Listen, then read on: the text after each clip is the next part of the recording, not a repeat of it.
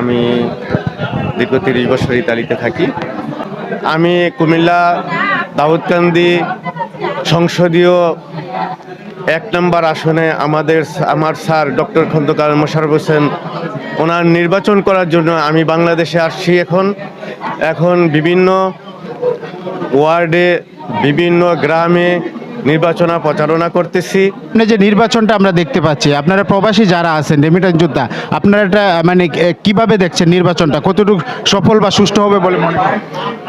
আমি 100% আশাবাদী যে এই নির্বাচন অবাধ এবং সুষ্ঠু হবে।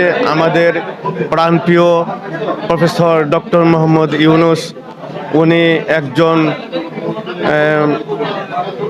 বিশ্ববিখ্যাত ব্যক্তি এবং ওনার সুনাম সারা বিশ্বে আছে। এবং আমাদের ইটালিতেও এক ইউনিভার্সিটিতে ওনার একটা চ্যাপ্টার আছে, ব্যাংকিং চ্যাপ্টার, সেটা আমি জানি।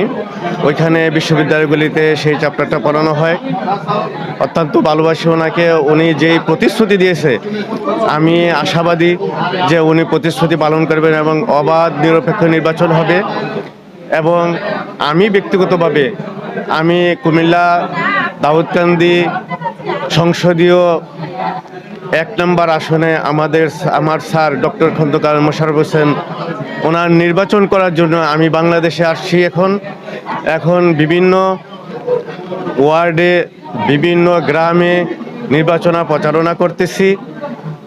এবং আমি দেশবাসীর কাছে আমি আশা করব, আমাদের দেশ নেতা তারেক রহমান যে আশা আকাঙ্ক্ষা নিয়ে বাংলাদেশে আসছে যে সুষ্ঠু অবাধ নির্বাচন হবে, সেই নির্বাচনে উনি জয়যুক্ত হবেন এবং উনি ভবিষ্যৎ প্রধানমন্ত্রী আমরা আশা করতেছি।